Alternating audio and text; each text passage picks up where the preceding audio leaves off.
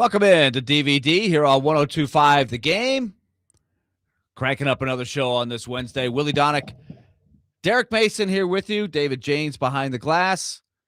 And in the studio is Nick Frazier. And that is cause for a shout-out. No doubt. Sitting back there. Now, we got to tell you about Nick. Remember, we didn't get a chance to recap this the other day. Last Thursday, we had the Stars Trivia Night, which was a great night. It was packed. Mm-hmm. Derek, you've been to Boomboss before for that event. And we had people it was packed to the rafters. It was a capacity crowd. Nick Frazier, who famously, we still got the trophy here in the studio. Winning isn't everything. The last time he had a finish on his team, dead last. Dead last. But I'm happy to report that he got on somewhere. He had a good agent. He got on a good team, and they finished second. Wow! So he contributed to his team's success. Podium finish. That's all we wanted. Wow! It came right down to the last question. Started from the bottom. Now you're here. Yeah. There's a new glow in my face. I don't know what it's from, but hey, we got a good podium finish with silver. He was fired up. So Nick, can we get like 30 seconds on the team chemistry? How was the team? Yeah, the team chemistry was great. I was a bunch of newcomers that I've never met. And again, Willie's right. I have a really good agent. So they knew where I wanted to lie on a new roster. And Evie was very kind to just say, hey, what do you bring to the table? I'm like, I bring sports. I think I can bring that to the table. And then, so you held up your end. Exactly. And then we went through all the sports questions, and I nailed all 5 of them. Wow. So it's all good. And then we went to the final round and wagered as many points as we could. And guess what? We got second. Now, there was some food questions. Did you help contribute on the food question or any other subject? I did get it was celery. Celery was the key answer. I got this. Which one? It was like what, the Cajun spices, like the 3 Cajun spices? Exactly. Yeah, something Cajun like spices, and one of them was celery. I was like, "Yep, that's me. I got it." All right. So Nick, you did the station proud. Unfortunately, no trophy for finishing second. Ironically, he got the huge trophy for finishing last. Why do you get a trophy for finishing last but not second? That's just how they We roll. are backwards as a country. You get a participation trophy. You know, this is the business we live in nowadays. No participation trophies here. We can get to a We whole still have segment it. right Well, like they were the only one that got that trophy.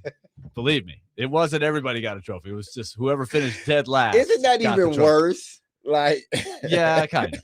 Yeah, I think that's probably worse than anything. Wanted to You were feel so better. bad. Here's a trophy for how bad you were. Wow. But he redeemed himself this year. There's a good bounce back. It was a good bounce back, a good performance by his squad, and they got some good prizes. It was a great time and raised some good money for Stars. So big thumbs up to the event, and a shout out to Cliff McCardle as well from our promotion staff who helps out with the organization and promotion of that. So successful event for sure. So let's get down to business. Today we are off the show at 5:30 because Vanderbilt has a big one tonight against Georgia. 6:00 start. So our pregame coverage will start at 5:30. And the Bulldogs are in town. They have been playing some good basketball. UT lately. gets beat by Missouri last night. That was another tight We had game. just talked about UT and I mentioned Missouri yesterday on the show. And that was a huge win for Missouri. This is the time of the year where every game is even bigger, even more intense. You've got bubble teams like Missouri needing to win, desperate to win. Missouri got that done against both Vanderbilt and Tennessee here recently. Georgia won at Kentucky here recently. So this is going to be, I think, a very important game for Vanderbilt because they finished the year at Kentucky, at Ole Miss, at Tennessee. So this is their last home game of the regular season. So let's see how they handle it tonight. We'll talk about that game a little bit later. Jonathan Hutton from Hot Mic with Hutton and Withrow will join us at 4:00, and we'll go around the horn with him. And we're going to continue to give you some good combine coverage. Some of the things that Robert Saleh said, Mike Borgonzi had some questions that he answered today as well. So a lot to dive into. Do we have a Mason minute today, Derek? I forgot to ask you. Not anything big? Nothing big. Okay. Nothing big. There's nothing. I mean, yesterday's rant, I think it was able to sort of filter through the ether and touch other people.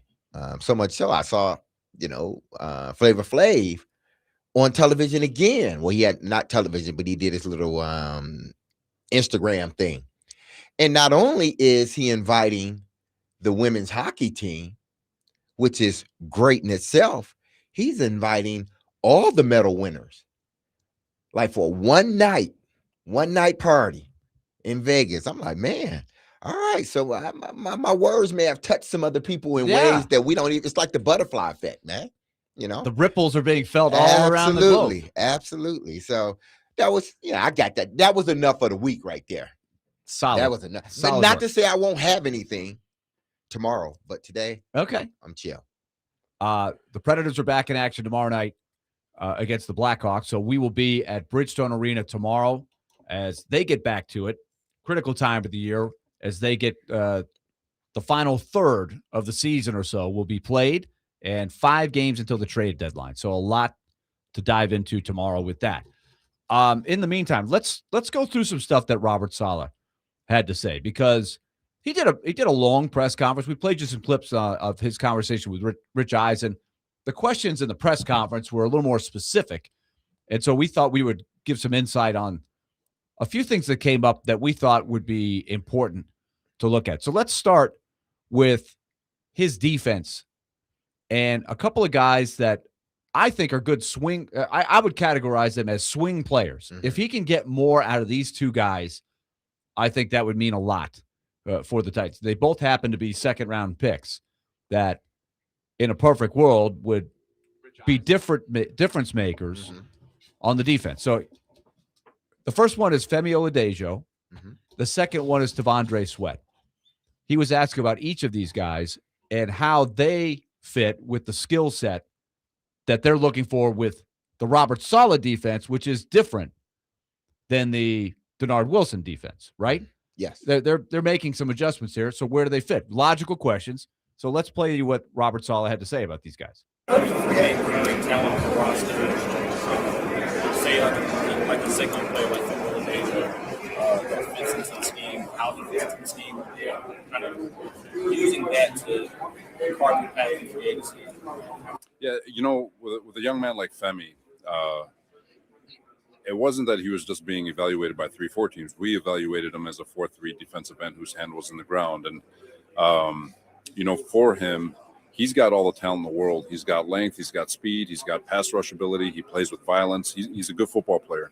And, for him, it's just going to be transferring to getting your hand in the ground and going vertical every snap rather than having to think about coverages and all that. So, obviously, there's going to be a learning curve for him even in that role. And there's going to be a lot of coaching and a lot of work on his part to get himself better every single day. And I think he's got the mindset and the physical ability to do that. Hey, Robert, on that note, some other young players on the defense, a guy like T'Vondre Sweat, a lot of people talked about how he fits in your defense. A guy like Kevin Winston, who did a little big nickel last year, that's something that, you'll work in those 3 segment packages. How would you say a guy like T'Vondre Sweat and Kevin Winston fit within your defensive scheme? Yeah, I'll address Sweat first. We had a guy in 2000, I want to say 20, I think it was 23, maybe 22, L. Woods, who was just as big, just as fast, just as fleet of foot. Obviously it's going to be we're going to ask things of him that are different than what he's done in the past. But one thing he has shown on tape is he can get numbers to numbers, which we need our D-line to be able to do. They need to be able to run, and that is something that he can do. He's a big man. He's got much faster feet than people realize. Is it going to be easy for him? It's not. It is a lot of work. It is physically demanding to play D-line in our system. But I do think he's up to the task. I've had great conversations with him, and I'm excited to see him get to work. Okay, so let's take it person by person. He never did get to Kevin Winston, who also was asked about there. Exactly. But let's go with the two guys that, in a perfect world, would be important players in this next group.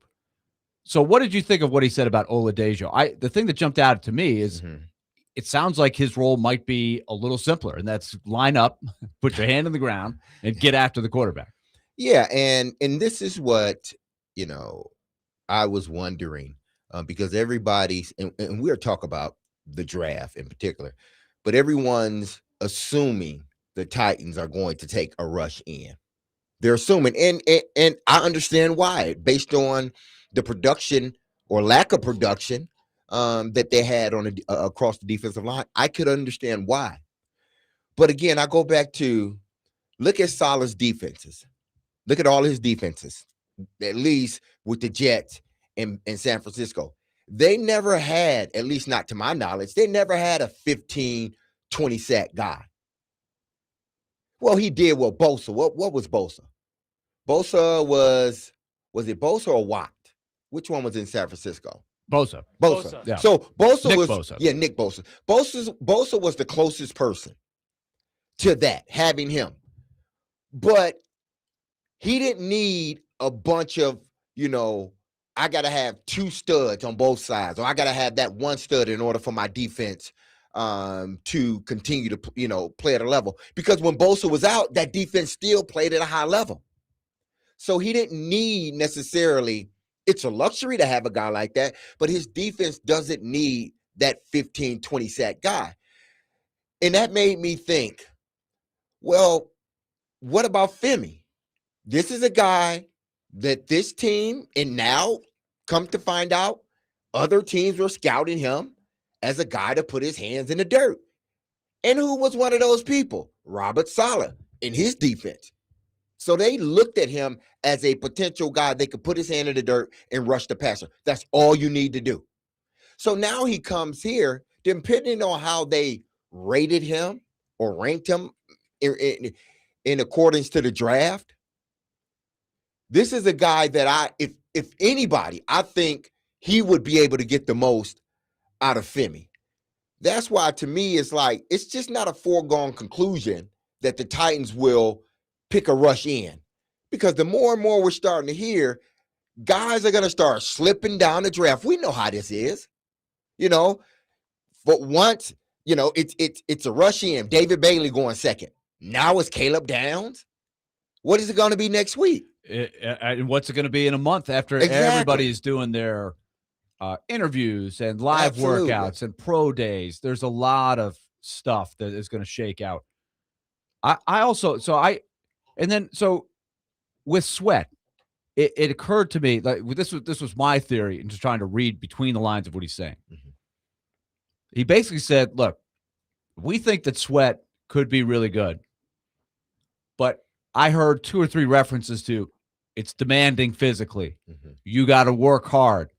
You got to be in there. You got to be at your best. Mm-hmm. It's not just show up and fill a gap.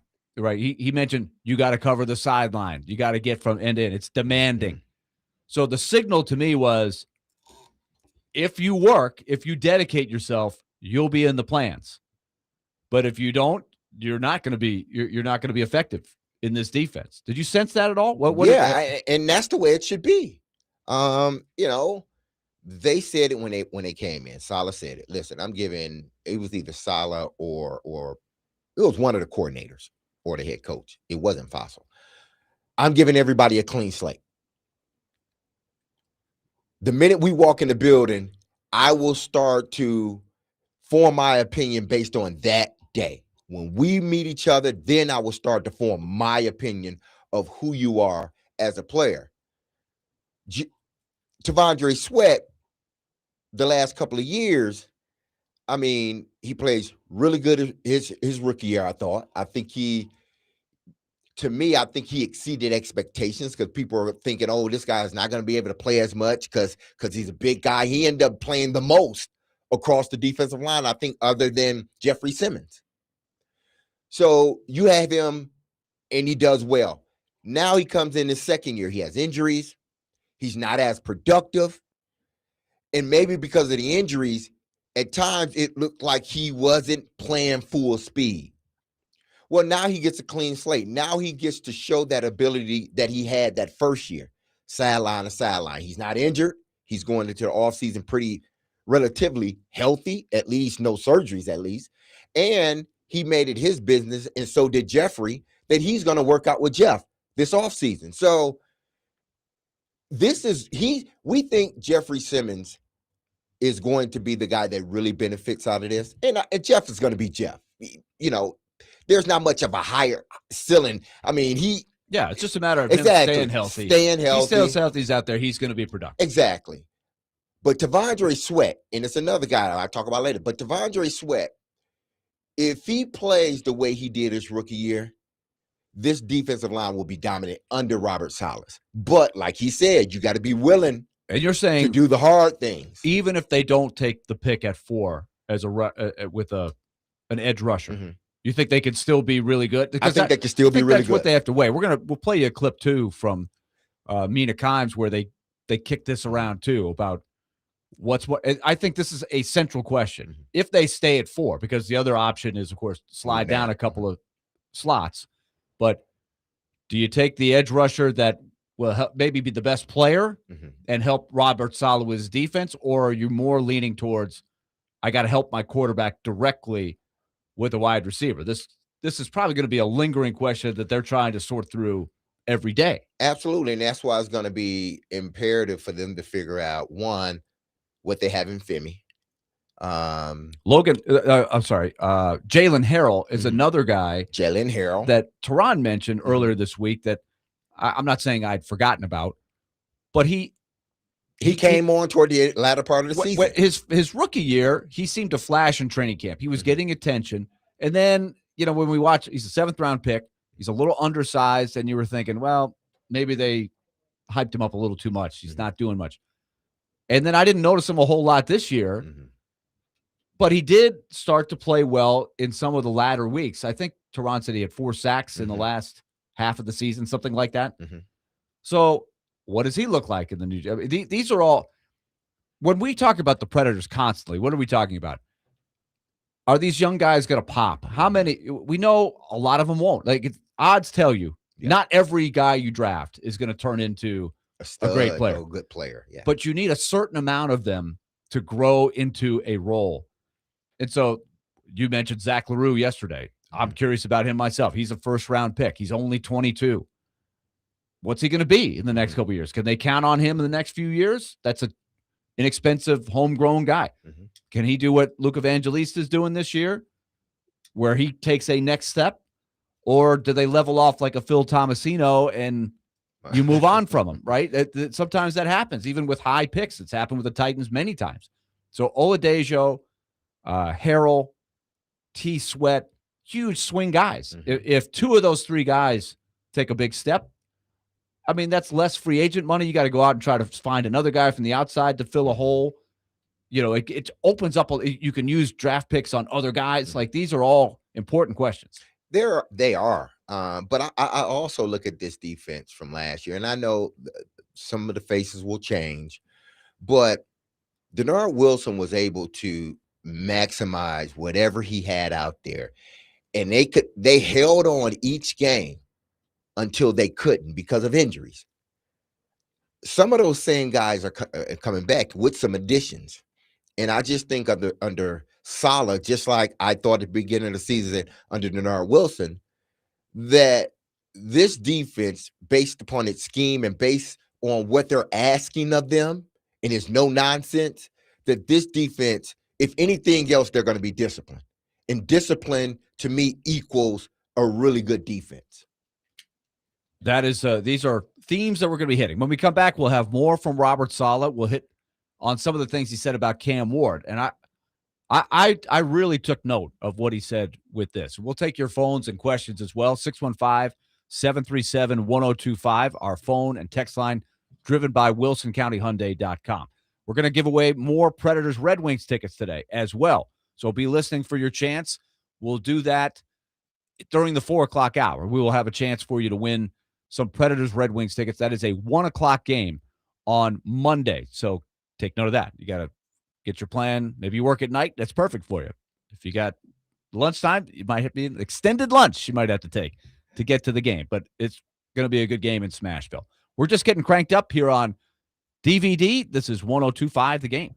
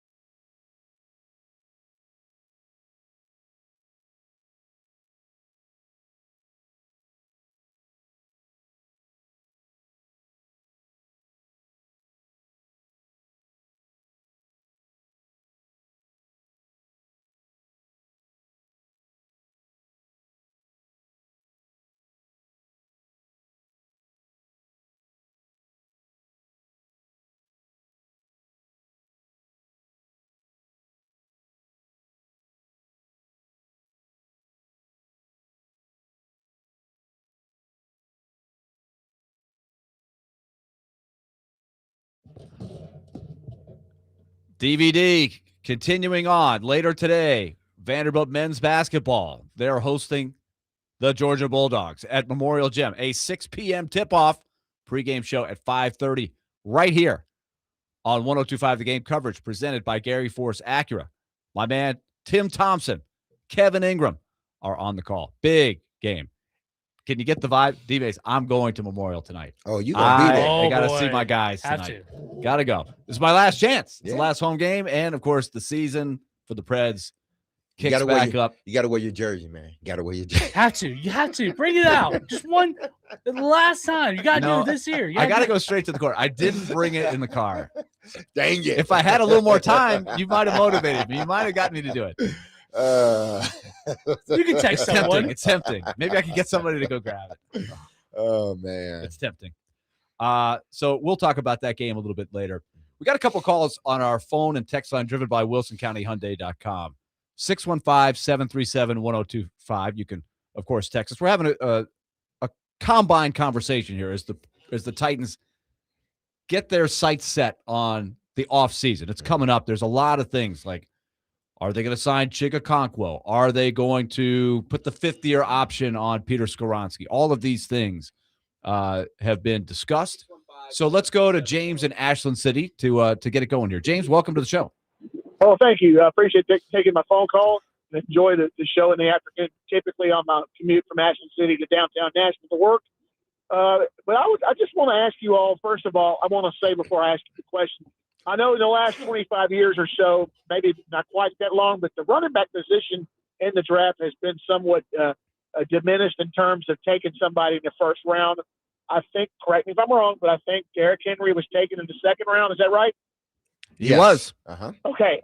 So I don't think between the three of us or whoever all's in that studio and counting me, I don't think any of us believe that Derrick Henry's not going to end up in the Hall of Fame one day. To me, he was a generational running back that should have never left Nashville. That's another story for another day. Now, that being said, I believe if you believe that there is a generational running back and you have a great need for that in this draft, I say you take him. And I know we need defense. We need wide receiver. So my question is for you all. Do you think Jeremiah Love is that guy? And if he is that guy, would you take him in the first round? Would you move down if you could? What would you do? Would you take Jeremiah Love in this draft in the first round? And I'll hang up and listen to your answer. I probably would because I've seen him play live, and I know what he's capable of doing, and I think he absolutely could. I just don't think Pollard and Tajay Spears are the answer at running back. And I'll hang up and see what you got to say. Thanks, guys. It is definitely on the agenda, I think, of what to do at that position. Yeah, and we're going to talk more in depth about, what the Titans should do at that position, and should it be a rush in or any other position. But to answer the question, listen, I'm like you. I think Love is, to me, possibly the best player in the draft. Outside of need, I'm just saying best pure player in the draft. I think Jeremiah Love is. But maybe the Titans don't think that. Maybe they believe that they can get another year out of Pollard and see what he can do.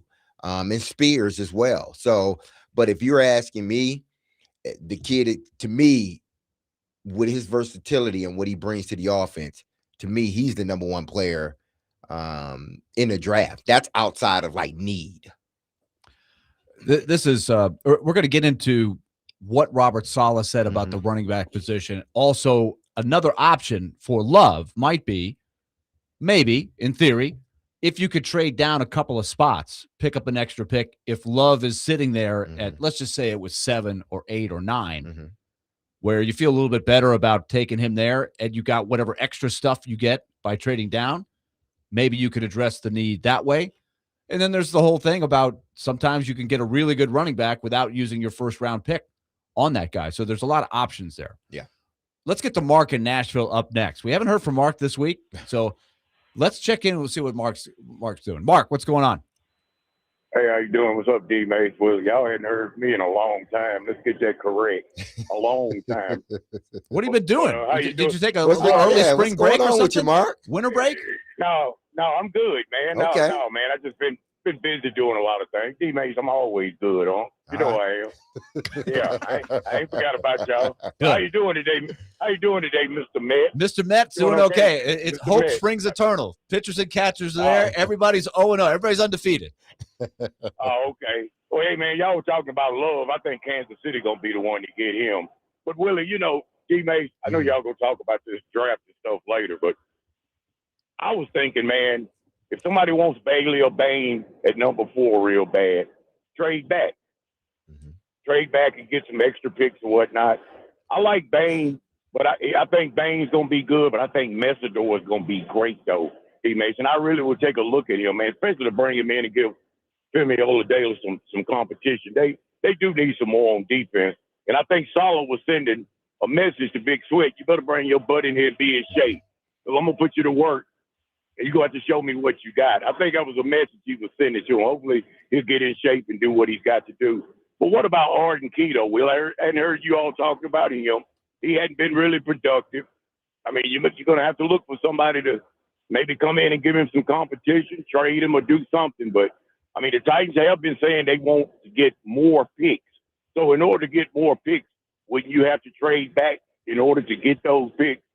But, hey, Willie, I heard you going to the game tonight and stuff, man. I got a Juan Soto jersey you can wear to the game tonight, man.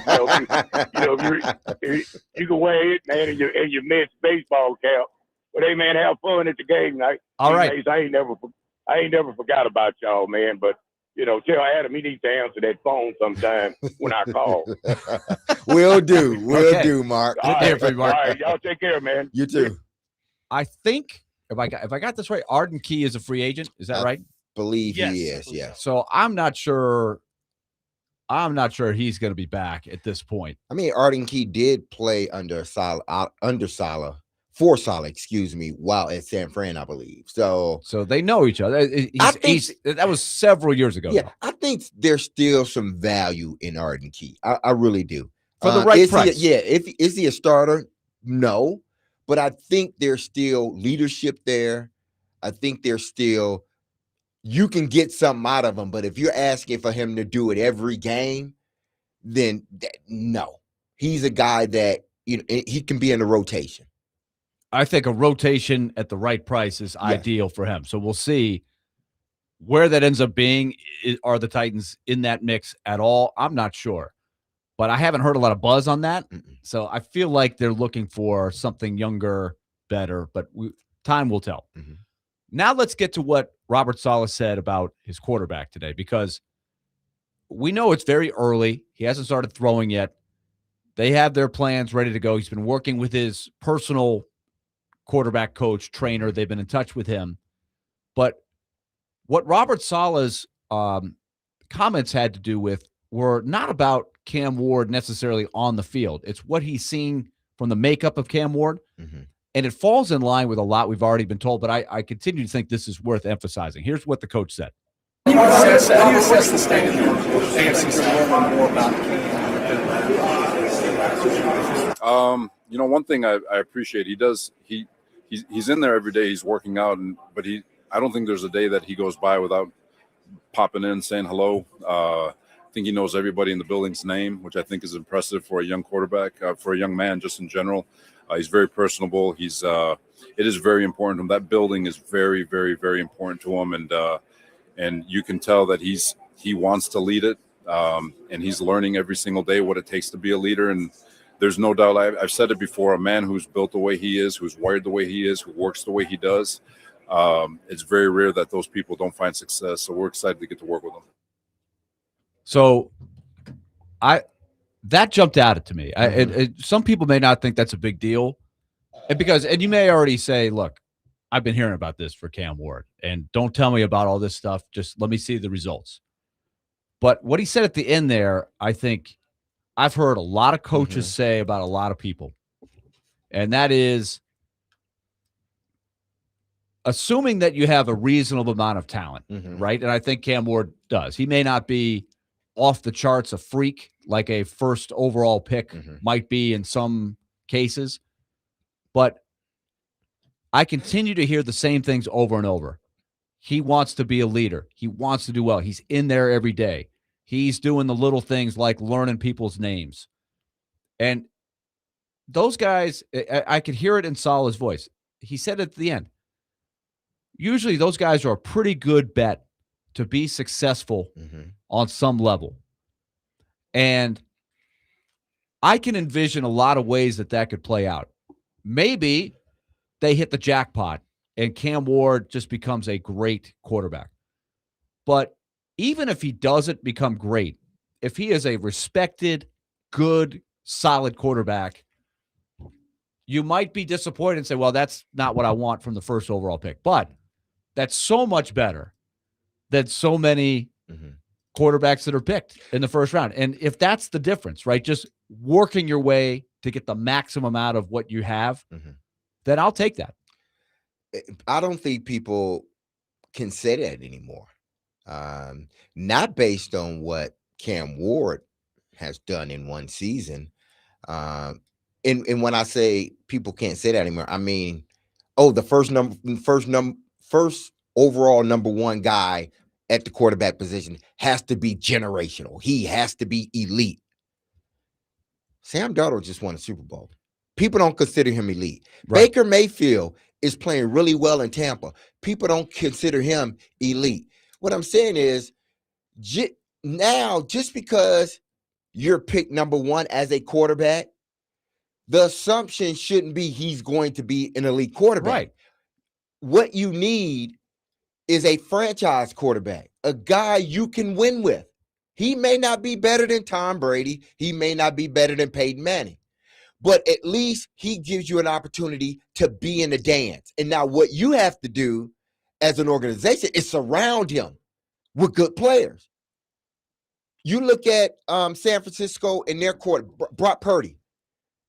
He's not elite, but when they surround him around good players, he gets $100 million contract. They win games. They win games. And it wasn't his fault that they lost the Super Bowl. No question. I also was listening to a good podcast today, the MMQB, and they were talking about Darnold. They brought up Jalen Hurts. They brought up Joe Flacco. Guys who are good, solid quarterbacks who can win the Super Bowl if you have the right people around it. So they were talking about the quote, next Sam Darnold, the next X, right? The reclamation project, the Daniel Jones, which is maybe a fad, but they were looking at it, and I think we're going to play some of this a little bit later on our show. But maybe that's the right mentality for a team. Is not like, hey, let's hope that Cam Ward becomes the superstar. The better way to go probably is let's get the most out of Cam Ward, but let's build a great roster around him. Now, the careful thing you have to do is to not overpay, right? It's there's ways you can win if the quarterback isn't, quote, elite.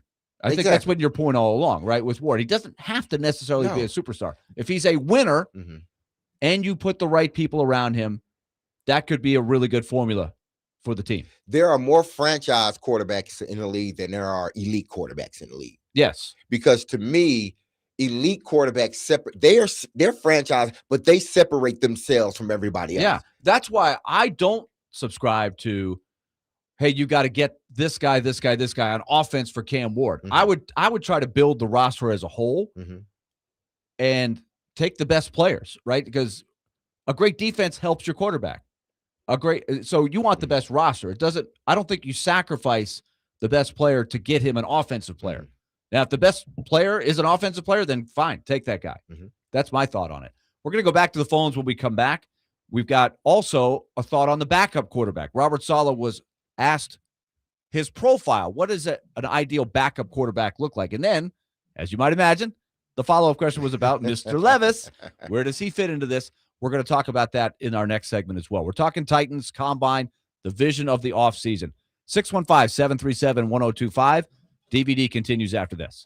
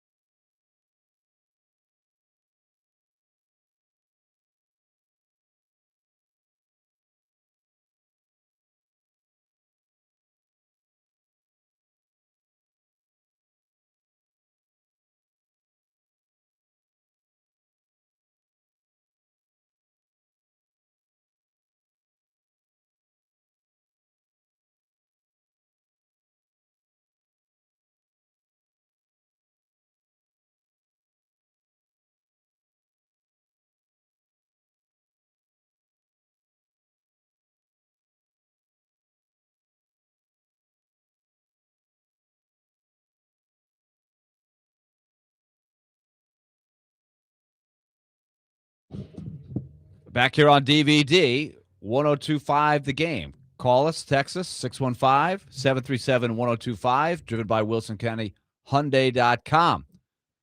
What else do we need to tell you about? Well, catch Derek Mason, that's him, with 1025 The Game, live at Music City Indian, located at 1003 8th Avenue in Nashville. This Saturday from noon to 2. Nash and the Preds Energy team are going to be there as well. Plus, enter to win Preds tickets and your chance to win custom Predators Indian motorcycling. The Indian motorcycle signed by the whole team from Law Tigers and Music City Indian. Let's go. It's pretty sick. It's a pretty sick Be bike. square. That's what I say. Those guys were at the show last week. Yeah, that bike you saw was the bike. awesome, man. I wanted it. Seriously, I don't even ride motorcycles. Well, maybe you could put an alias in the throw your hat and secretly just ride off in that thing. Like who was that? I don't know who was that. That was Where's Ricky Johnson. Ricky Slayson. He looked awful like Derek Mason, but that could have just been a coincidence. We're going to talk more about what Robert Saleh had to say, especially about Will Levis here in just a moment. Let's take a couple more calls. Let's go to Mike in Old Hickory to lead us off. Mike, welcome to the show. Yep. Thank you, guys. I just wanted to ask a couple of questions about Cam's current health as far as injury-wise. And if he's 100%, man, I'm happy. What I don't want to see is have him go through a bunch of potential setbacks during the training and during the preseason. And then number two, because most quarterbacks get bad injuries during their career. And I don't want to see that happen with him because he did very well last year. Correct me if I'm wrong, but didn't he play every single down without an injury last year as a rookie quarterback? Well, until that last game. Last play. Yeah. Yes. And so how is that injury? Is it healing? Is he 100%? Yeah. We'll tell you what we know. Thanks for the call, Mike. It's been reported that and I don't know. I don't think it's been confirmed. I don't know. Did Borgonzi say anything about it today? Did he confirm that at all? But the speculation is he'll be ready to throw during the month of March, which I think is enough time to have him be ready for the regular season. Now, throwing could be, there's a difference between just playing catch on the sideline and working your way up, which I would assume is the process, as opposed to jumping in there and being able to throw the whole route tree kind of thing. Oh, yeah, you're right. They're going to start him off slow because I'm sure they have a plan for him and when they want him back. Because, again, we have some months before the start of training camp, but you don't want training camp the first day he really opens up and really throw the ball. You want to be at least throwing, with no true restrictions if they're trying to have you ready for camp. And I know they are, with no restrictions, maybe 2 weeks before. So you don't get into camp and it's like, okay, we got to manage everything. They're still going to manage Cam because of the injury, but not to a point where he can't be out there learning and going through the progressions the way he needs to. He referred to like a setback. I don't think there's been any setbacks. Not that we know of. No. Now, I would say that, remember last year, Will Levis went through the offseason. He did the throwing, and you didn't hear much about it. Then all of a sudden, hey, I'm shutting it down. I'm having season-ending surgery. So Cameron Wolf, this is about Cam Ward. He said Cam Ward is progressing well and is in recovery from his shoulder injury and will begin throwing again in 2 to 3 weeks. Right. So, yeah, we mentioned that earlier this week. So Cameron Wolf has been the guy that has been on that. So that's what we know at this point. It was not confirmed as far as we can tell by either Saleh or Berganzi. Let's go to Bear up next on our phone line. Bear, welcome into the show. Hey, guys. DVD, what's happening? What's going on? Yeah, just real quick, man, the touchdown song at the game, man, they got to change it. I mean, I love, that song, but it's too slow. It needs to be some hype like House of Pain or Chumbawamba or something. You know what I mean? Wait, what song are we talking about? The Ring of Fire. Oh, the Ring of Fire. Yeah, the Johnny Cash. It's Johnny Cash. I love Johnny Cash, but it's just too, I want to get up. You know what I'm saying? Yeah, that's more of a stately. That's more of a stately song. Maybe before the game kind of song. But you're saying to celebrate a touchdown needs to be something a little more upbeat. Man. Like Green Bay. I don't really, that song get you up. Like maybe it could be the Hey song. That Hey, that song. But I was really calling because, man, I really hope we get Orville Reese, man. I dude is just he's an alien, man. I think we need to get that guy. I don't know how we can get him at 4. Maybe we can move up. I don't know, but I can't see the Jets passing on him. But you know what I'm saying? I already got a nickname for him. I'm going to call him Popcorn because his name Orville. You know what I'm saying? I just already got stand out. Different stuff. But I just want to, real quick, is D Mace's nickname or did he have another nickname? And we used to call him Quick around here. That's what we called it. D Mace, we called it Quick. And I'll just hang up and listen, man. Tighten up. Thank you. We appreciate it. No, D Mace was it. Unless you were, you family, and then it was another name, but D Mace was the name. Stuck with me. We tried out D Nice when I was in high school. I think I told the story. My homeboy tried to call me D Nice. D Nice is a rapper, right. Back in there. My name is D Nice. Exactly. That's so he was like, man, you smooth, like on the field and on track. I'm gonna call you D, but it never stuck. Didn't stick. It didn't stick at all. So it's got to catch D-Nice, on. yeah. I feel like as an announcer, I've dropped a couple out there that I hope would catch fire. Not quite. It's got to happen. Yeah, organically. it's got to happen organically. Can't force man. it. Can't force it. What other question did he ask? Oh, he was asking about Arvell Reese. Arvell Reese. That's who he hopes that they take. Yeah, and listen, you may be right. I wouldn't move up to get him because I think if he's not there, I think you will still be able to get a top end defensive pass rusher with the 4th pick. I wouldn't move up to get him, but if he fell to the Titans, I think they need to think. I believe they need to ponder on that for a bit on if they should pass up Arvell Reese for another pass rusher or receiver or not. All right, let's get back to the backup quarterback because I thought this was noteworthy. Robert Saleh was first asked just in general, what are you looking for from your backup? And then the follow-up question is about the guy that's on the roster right now, Will Levis.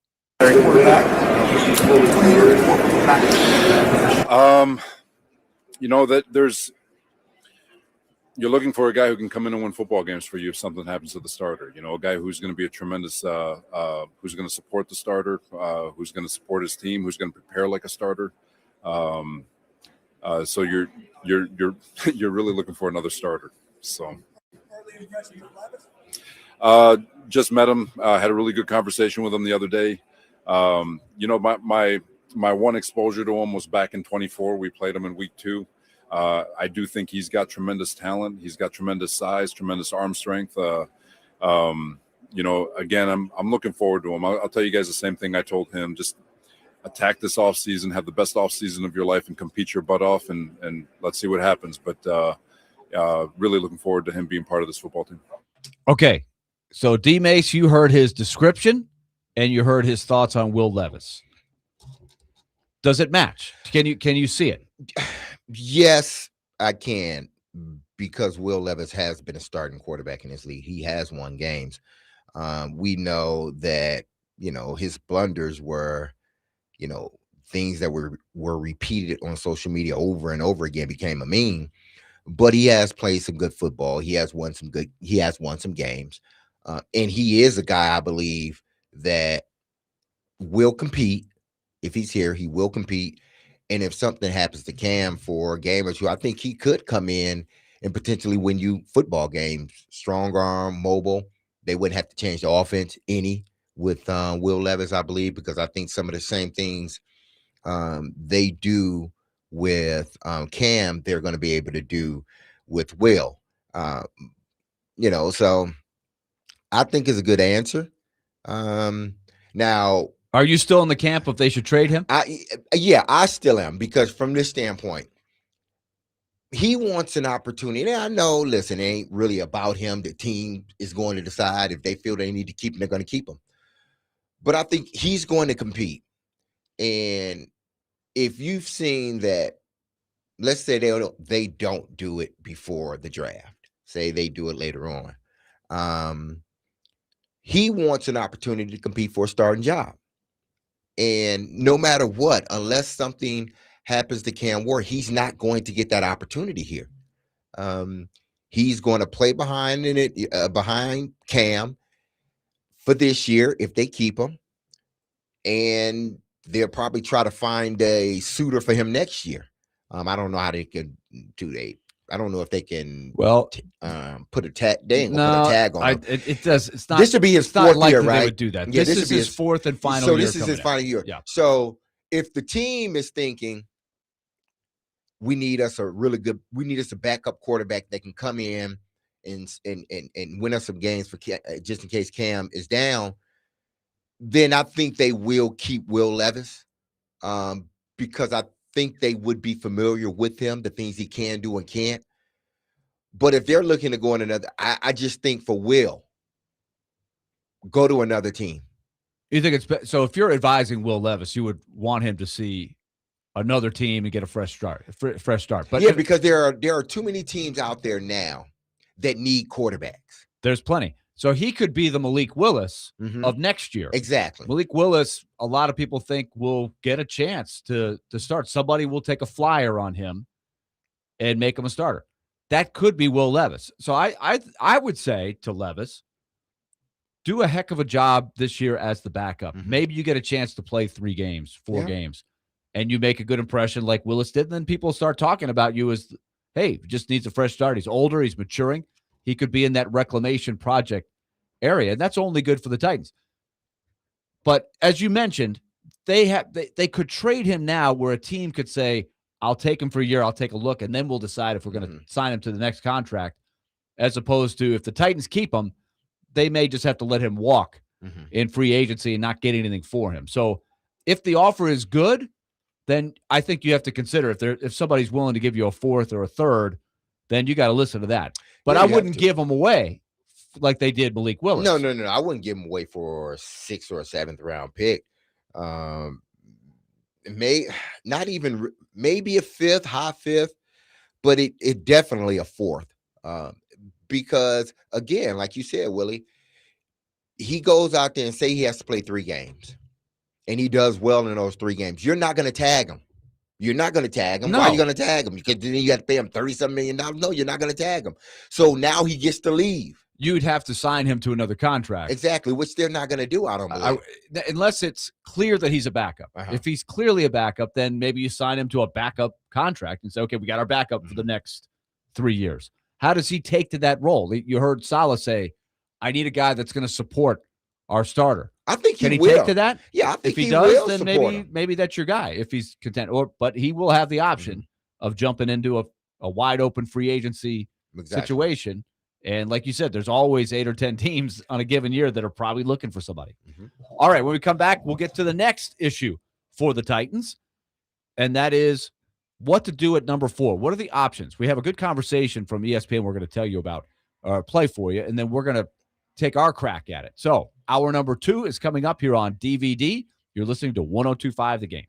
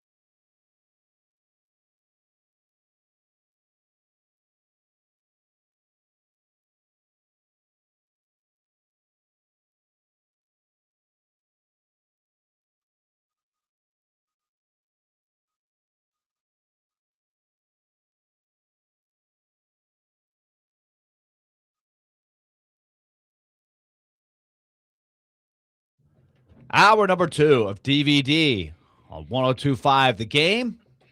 Willie Donick, Derek Mason here with you. We are leading you into a big game on West End tonight. Vanderbilt hosting Georgia. Our coverage begins at 5:30, presented by Gary Force Acura. Kevin Ingram, Tim Thompson on the call. Vanderbilt tried to get back in the winning column. They have dropped their last 2 razor's edge games, coming down literally to the last possession or so. Georgia's been playing well, and they are squarely on the bubble. So a desperate team, and they have been coming up with some good wins here. They got a big win at Rupp Arena last week, so they can win on the road.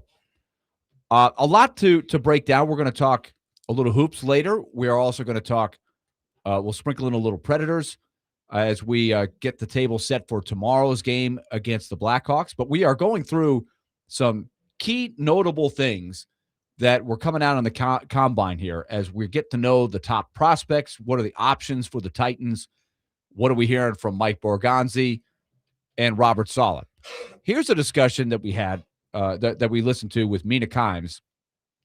And I think this really does spell out what Mike Borgonzi and everybody is trying to weigh here with what's the best way to go about it, where the Titans are in the universe right now as they try to build the best roster possible.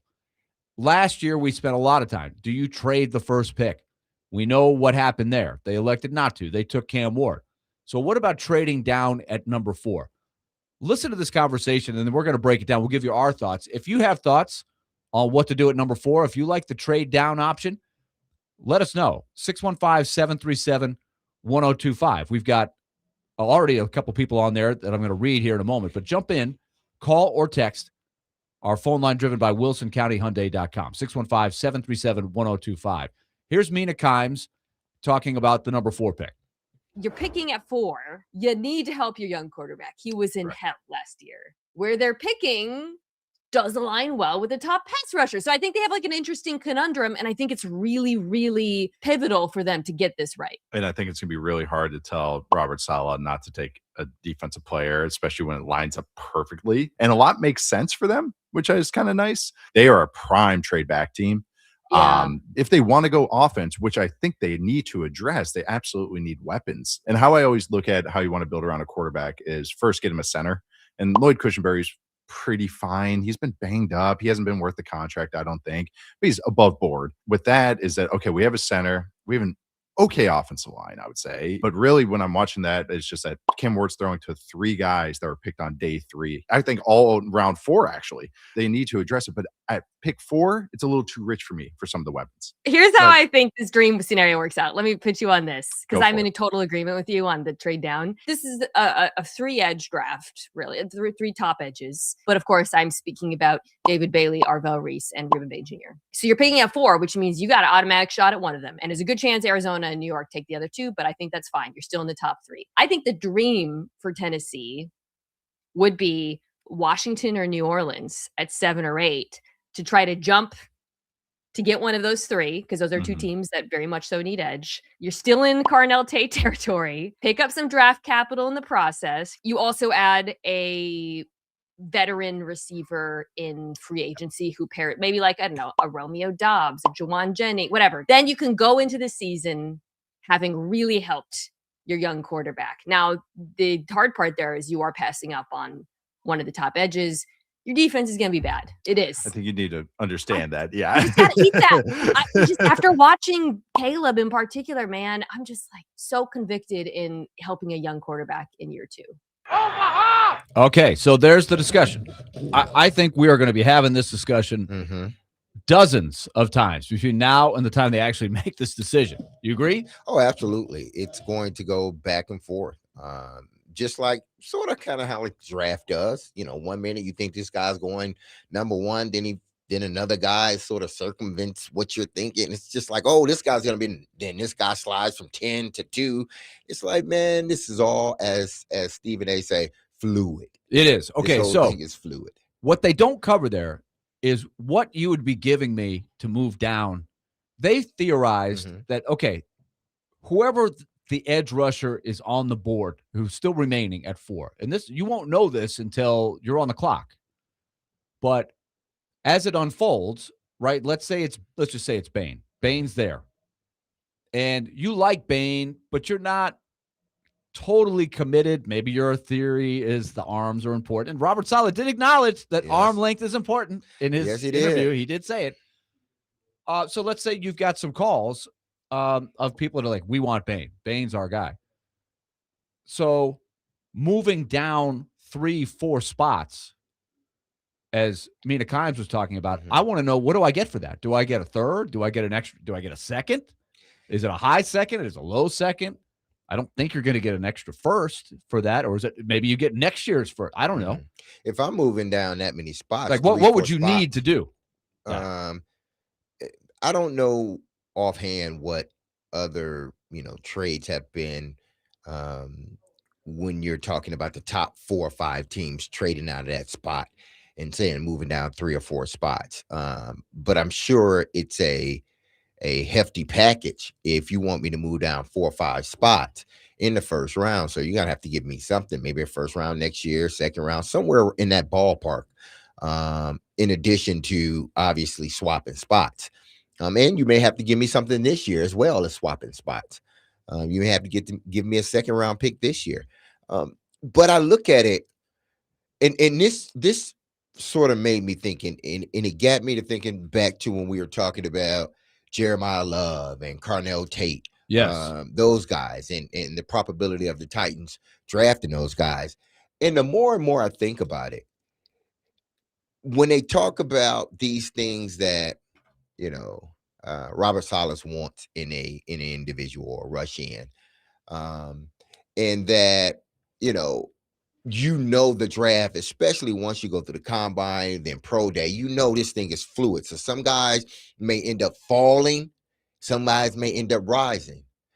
My theory is the Titans move out of that 4th spot, move to 6, get an offensive player, and say they got a second round pick, an additional second round pick, or if they had to move down 3 spots, because that's as far as I'm willing to go, 3 spots, unless you're just giving up a haul after that. But say the Titans move down 3 spots. If they move down 3, that would be the 7th spot. That's 7th. Washington holds that spot right now. Cleveland holds the 6th pick. The Saints are the 8th pick. Exactly. Just for the record. So that's why I said you really can't go down, at least in my mind, no more than 2 spots. Okay. In order to get the guy you want, to still be able to get an impact player. Let's say that. With that, I take an offensive guy because, again, what do I believe about my coordinator / head coach? That he doesn't need that all-world guy, even though he had Bosa. But when Bosa was hurt, that defense still was good. Guys, plug and play. Let's go. You may not be Bosa, but our defense still is good. So you move out of that spot. You get the highest ranked offensive guy because you need one of them, a running back or receiver. You need one of the other, right? If not both. So you move out of that spot, get your offensive guy, go to the second round, and then you're able to get your defensive guy because there are only right now, as they speak, 3 top rush ends, maybe 4. But there are some other really good players that you can find in the second round as well. Sure. The way I look at it. And throwing Femi in there because I just consider them developing him. And you can take a year. To me, this is a 2-year project. That's how I look at it. My goal is when I enter that new stadium, I want the best roster possible, even if it means I don't fix everything this year.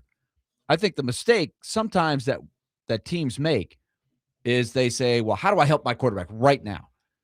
And I'm not sure that's the right question. It's how do I have the best roster for my quarterback long-term? So what about this idea? Because here's Craig. I don't think he's alone on this. Take Jeremiah Love at 4. If you want to see if Cam is a franchise QB, give him a stud in the backfield that can move the chains on 3rd and short, catch balls out of the backfield, dynamic home run threat every time he touches the ball. Okay. What about trading down a couple of spots and then taking Love? Yeah, I mean, that to me would be something I would be interested in if I really like Love. So I want the best. I want a player that I love. I don't want, no pun intended. I want a guy that moves the needle for me but how do I maximize? Like I'm not married to, I have to take an offensive player right now to help my quarterback right now. I want the best players. But see, offensive I think, or defense. I think that's what, and listen, it happens every year in the draft. So, right now everybody's so tight and wound up about a defensive end. And as the days and weeks and months start to go, people tend to loosen up about the idea of having somebody else instead of a defensive end. So to me, it's under the perfect scenario, at least for me, move down 2 spots, get you an extra second, you get you an offensive player, double back, and you get you in that second round, which now you may have 2 second-round picks. So then you can get either your rush in or a receiver, running back, whichever one you didn't take first in the first round. So you're still able to sort of get the pieces and the best players that you want. Another texter says, what do you guys think about trading with Dallas for their first 2 draft picks in the first round? How far down is Dallas? They're 12 and 20. I don't know that that's a straight swap. Yeah. Number 4 for number 12 and 20. I think I would do that. I don't think Dallas would do that. I'm not sure Dallas is going to give up both of their first round picks. They may have to if you're talking about moving up. What he said. What else do you 8 think Dallas spots? would give us? I think it's debatable. And look, there's some people that have memorized the value of each slot in the first round. I don't know off the top of my head, but I would think that's a little. I don't think I would give, if I'm Dallas, 2 first-round picks in the top 20 for the number 4 overall in a straight swap. On the other foot, I don't think I would do that. If I'm the Titans, I think I might do that. Oh, if I'm the 12 Titans, and 20. yeah, you give me your 12 and 20, and So hopefully I get I'm 2 still, first-round picks. Yeah, I don't know. I mean, and I still have my second. I still have my second. I don't know. Maybe Dallas would throw in something else. I don't know if Dallas is in on this. This is just a theory. But I stick with my philosophy is I want as many good players as I can get. So I am looking to get extra picks if possible, unless I absolutely am sold on the best player at number 4. If that's Bain or if that's if Reese is the number 1 talent and he's sitting there at 4, I think it's hard to pass up. So I am not a guy that says I have to get Cam Ward a weapon because Arvell Reese, if he's the best player in the draft, that's a weapon. That helps Cam Ward. Not directly, but that helps the team the most. And in 2 or 3 years, that's you need hosses. Yes. You need the hoss. That's why you may have to move down and get you some extra picks. I am open to that. I'm wide open to that. Let's see what else we got. 615-737-1025. Sonny texted and says, I don't think there will be a player available that a team will want to trade up for. I don't know about that. Could there be somebody that loves Bain or loves Reese, or if whichever one of the 3 edge guys is there? We know how edge rusher, it's not like a quarterback, but second to a quarterback, it might be maybe a left tackle. I think it's a position that if you love that guy, you might be willing to trade up to get him. Well, I mean, listen, we're saying, or not we are, but I'm just saying, we're saying that there's nobody worthy of moving up that many spots to take. Well, you may be right now, but right now is not draft time. We see a lot of weird things that happen in the draft during draft day. Guys we think that wasn't top 10 picks, they end up getting picked top 10. Guys that we thought were top 2 or 3 picks, they end up slipping to the second round. So to think that nobody wants to move up for these players, yeah, they do. Once they get a better see, they're just evaluating these guys off a tape that they've watched. They've talked to their coaches. They hadn't sat down with these guys. They hadn't really just put these guys on a whiteboard and made them, put plays on the whiteboard. They haven't had conversation. They haven't, in depth watched the film. These tests are still being done. They haven't even started yet. So right now, we can't act like we know what the board's going to look like at that point. Exactly. So we may think right now that there's nobody they want to move up to, but come May, there may be a bunch of people willing to move up. And God forbid if Ty Simpson or somebody like that comes racing up the board. That has happened many times over the year.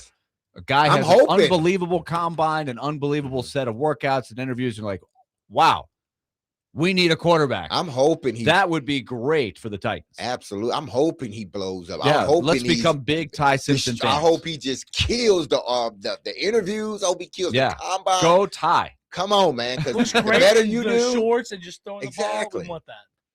All right, 615-737-1025. When we come back, we have the question for D Mace. And he went off on this last week, and we didn't get to it yesterday, but we've got it on the text line by request, so we're going to address it. And that is, let me just give you a hint. It has to do with a color. Oh boy, on a uniform. Oh, boy. Okay, we're gonna get to it when we come back.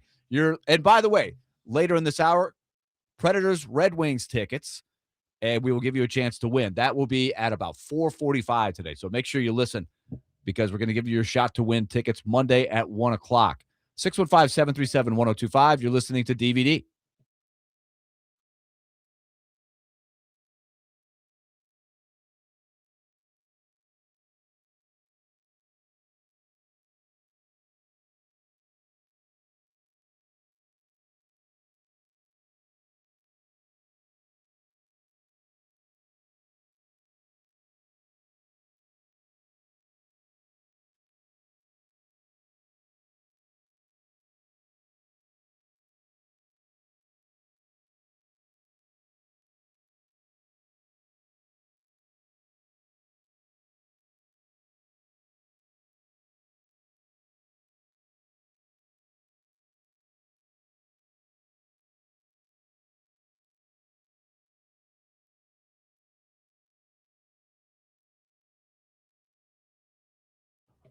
Time to tell you about Loan Pronto.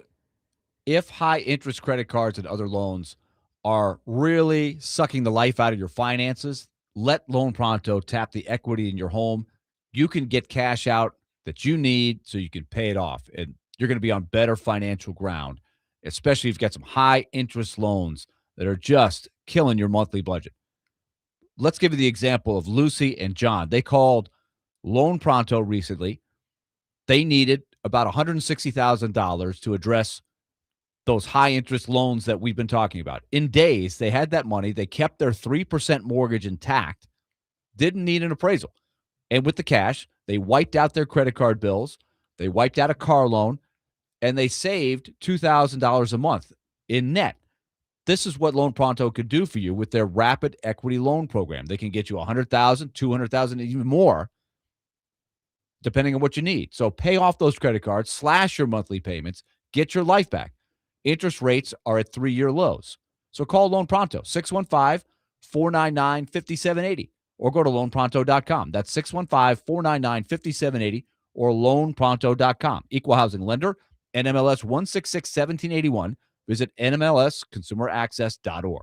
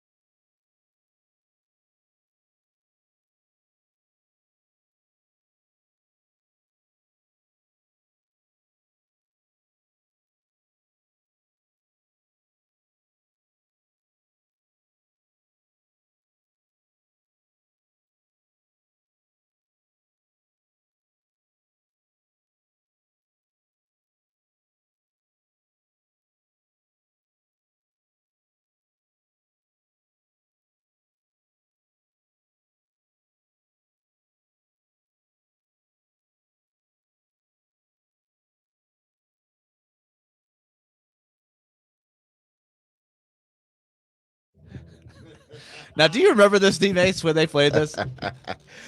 I don't remember when they played this, but man, oh man, this song is old. It's very old. So, man, this was when Houston moved to Tennessee. They got Brooks and Dunn to record this. I mean, Brooks and Dunn are Hall of Fame. We're talking top of the top. And back then, this was their prime, right? This is A-list. Exactly. So it's a professional recording. It just the song didn't have legs. It didn't okay. grab the way people wanted it to. Yeah, it's not like a song you play when you score a touchdown. Like when you're coming to the stadium, okay, not bad, you know. But anything outside of that, no. Nah, it just hasn't had the stadium. It doesn't have that ring. It doesn't have. It reeks of pregame. Oh yeah, it's a pregame. Yeah, it's a come to the stadium yes, song. Yes. It's the intro for like the video, like the intro video that they usually play. That's what that's for. It's the intro, yes. Yeah, I don't know if that gets the hype going the way you want. It doesn't give you goosebumps, but walking into the stadium, okay, it works. It works. Okay. So with that in mind, this is the question that I knew was coming eventually. We thought about hitting this yesterday. We're like, all right, because the Titans put out another little snippet of what the new jersey is going to look like. And this is, so I want to make sure I get the names right. Richie from White House is the one that officially sent the text today. This is going to get this answer. D-Mace, I'm not sure if you guys have talked about it, but just curious on what you think about the new clue. I guess we could call it Blues Clues, right? Did your kids watch Blues Clues? Yes. On the Titans uniforms that they teased that they're announcing March the 12th. I guess March 12th, we're going to see the whole thing, I guess. So there was Navy in there. So are we encouraged? I feel a little bit better about it. I feel encouraged because when I went on my little spiel, I did say I do reserve the right to change my mind if indeed what has been leaked out there isn't totally what the jersey's going to look like. So I gave myself some lead room in there. So I am like, okay, all right, I see you. I pulled my glasses down halfway. I'm like, okay, I see you. I see you. I see you. So when they really reveal it in March 12th, I will have a better sense of how I'm going to feel then. I'm ready for that rant. So, yeah, it may not be a rant. It may not. It may not. I wonder where they're going to do the unveiling. Will it be in the Titan Stadium? Will it be at the Parthenon? Yeah, will it be at the Parthenon? That's where the original one. Did you go? No. Did we go? No. Yes. I can't remember that far back, man. I remember when now I'm getting a little confused. I know there was a really cold day. Yeah. They had a tent out. It was not a fun place to be. I know, who was it? Eddie, Hendrick. I think Blaine was there. I think Frank Wycheck was there. But I don't remember if that's where you had the guys walk out with the uniforms. It might have been a separate one where the guys actually modeled. I think the tent is where they announced it was going to be called the Titans, and they had maybe the logo. Oh, okay. But nobody could see. It was a white tent. Like there was a ton of people there, but like, I can't see anything. What am I doing? And then I think they unveiled the modeling with the players that you're talking about, maybe at a different point. But boy, that was a long time ago. It was. Whew. But I guess we'll reserve. So now we have a little bit more right to change. What are the chances they went back after they heard your rant and said, we gotta get some Navy in there for D-Mace, or he's gonna be really mad? I hope it wasn't just. See, I think what they did was, and I'm hoping this is what the deal. Throw that out there and get everybody to talking and buzzing, and everything's going on, a lot of chaos. And then it's something a little bit different. Not quite like what's been put out there, but it has some similarities. Right. I think the overlying thing, for those that didn't hear the rant that D-Mace had last week, and because I agree with him, I think it needs to look like the Titans uniform enough. If you want to have a little bit more of a ode to the Houston days, I'm not totally against that. Either. But let's make sure it looks like the Titans. And it's not a reboot of the Oilers uniform. Exactly. Which that's why the Navy is important. So the logo reveal was at the Parthenon. I just had a texter throw this in there. And I looked up Uniform Google. unveiling in the parking lot of the new stadium. Yes, that's what it was. Okay. Yep. And I Hence wasn't they at had that the one. I stage wasn't and at that everything one. else. I was at the Parthenon.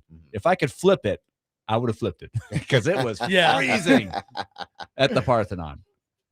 Well, I mean, I'm sure they're going to have players modeling the new uniforms coming up in March 12th.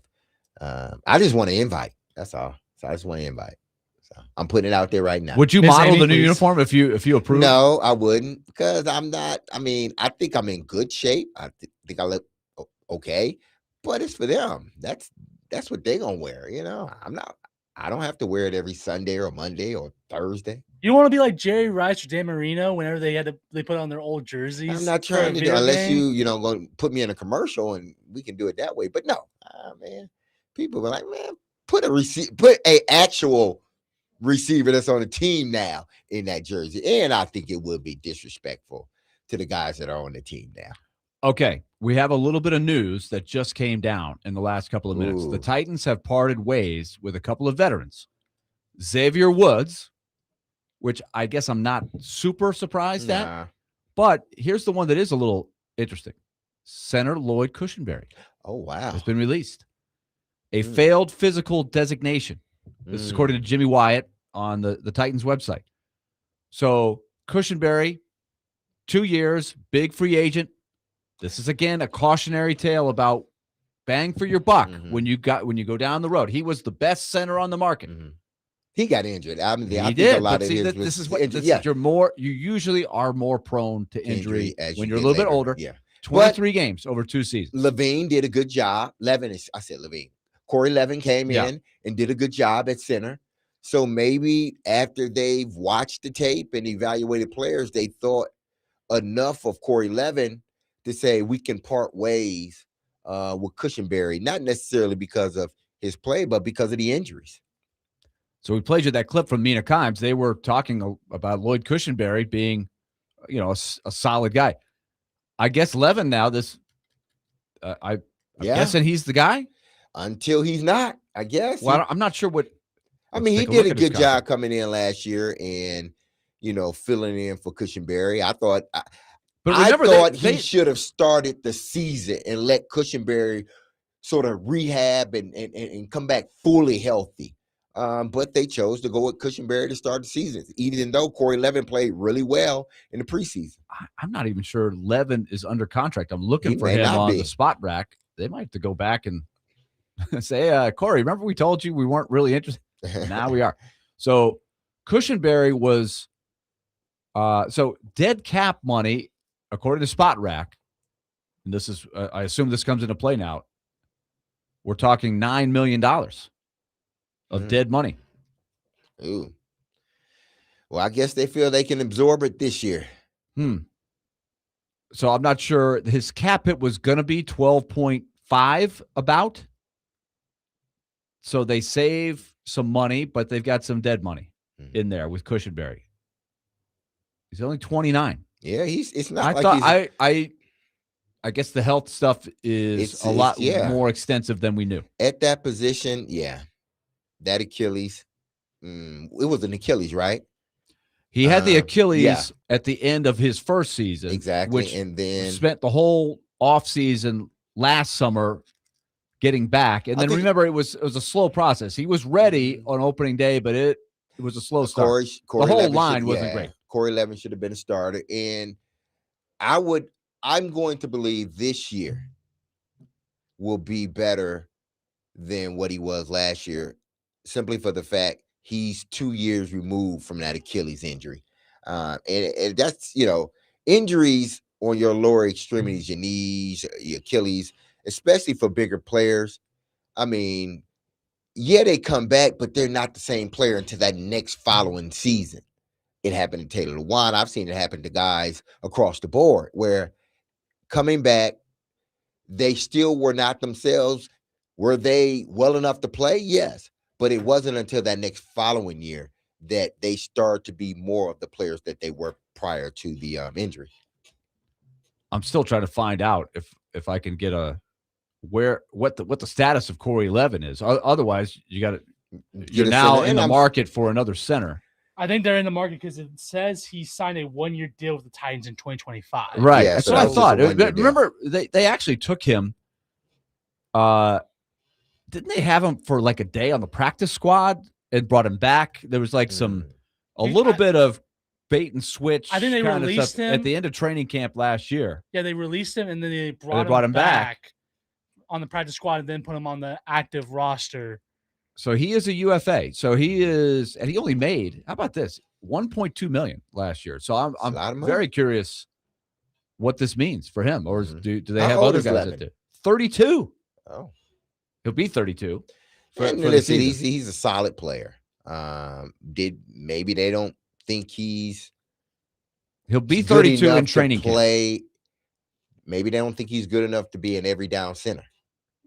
Well, I guess we're going to find out. He's sort of like a swing guy. He can go center or guard, either side. I would assume that. So there's some value coming in days. Maybe they've already been talking about this. They have the ability before. Is it March 1st that free agency starts officially? Mm-hmm. You know, you could talk to him. Yeah. See what you can get. Bring him back for whatever.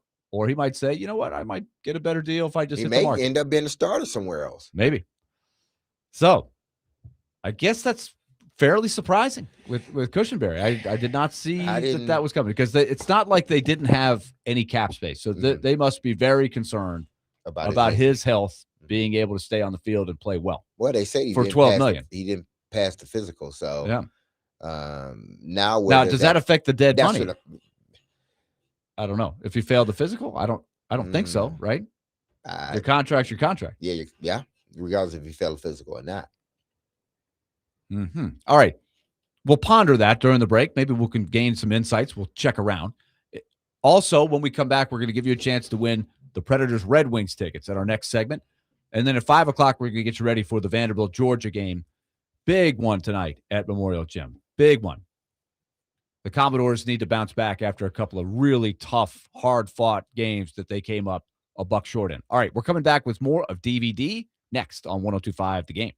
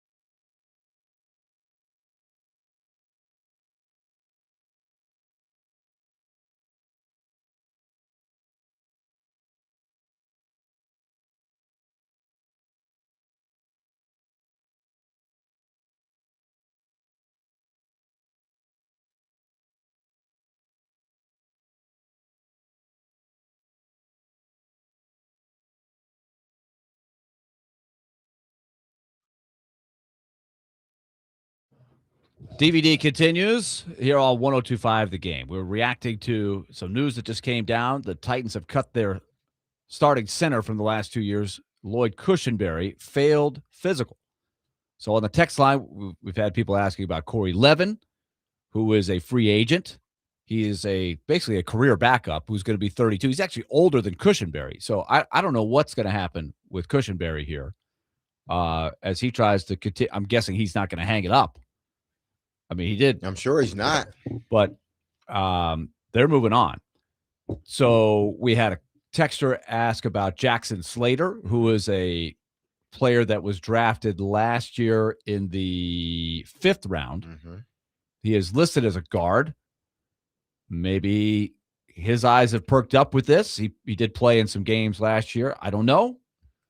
I think the speculation is as admirable a job as Levin did. Number one, we don't even know if he's going to come back. Exactly. Number two, is he really a starter? Or are you looking at the free agent market to find another center? This is one that I guess now we have to factor in the budget. They've got plenty of money, but I remember having the vision of, boy, if you could bring back the same 5 guys 2 years in a row for the offensive line, wouldn't that be nice? Wouldn't that be something? Or at least 4 of the 5. But that's a guy that I thought would be back for another year, and he's not. So the continuity, everything's new. You got a new coach, new offensive coordinator. So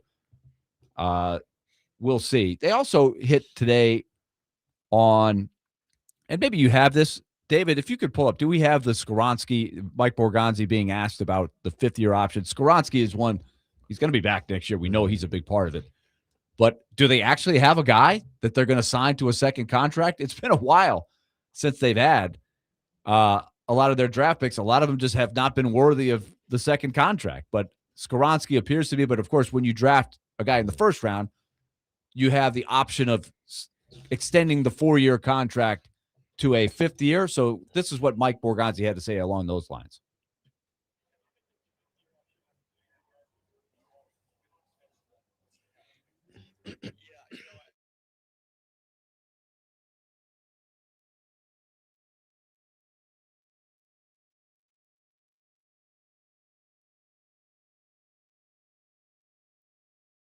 So it sounds like they are going through the process.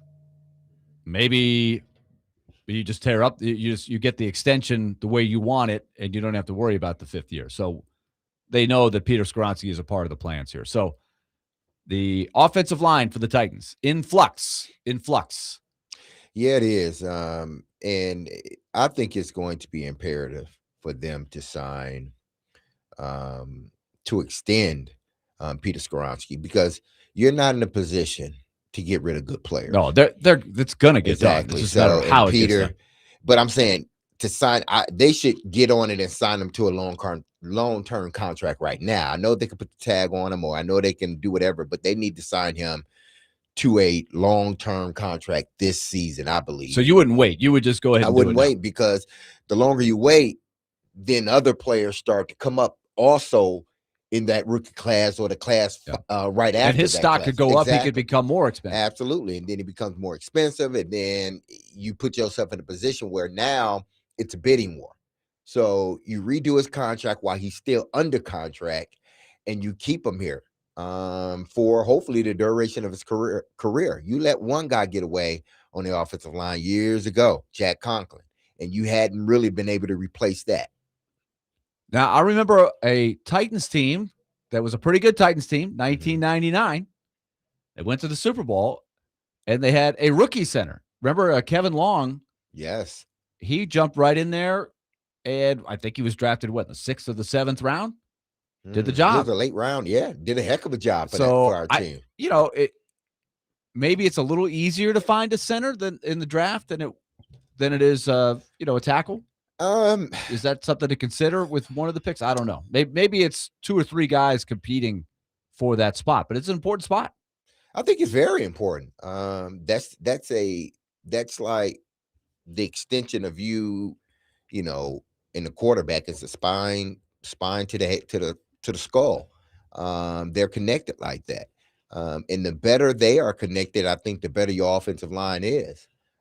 So they have to be able to get this right. Again, the center, he doesn't have to be an all-world guy, but what he has to be able to do is connect in the right way with the quarterback and be able to see the same things the quarterback are seeing, or see even more.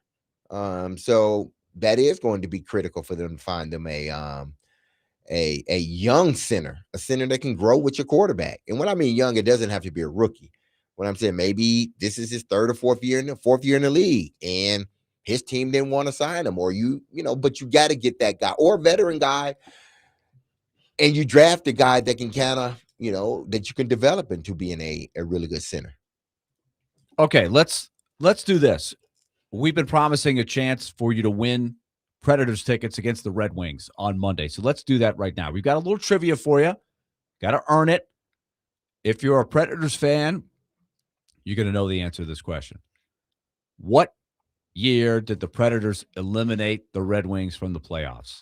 Now, the Red Wings are in the East, so they will not meet in the playoffs unless it's the Stanley Cup final from here forward. But back in the day, when the Predators and the Red Wings were both in the Western Conference, they played many playoff series.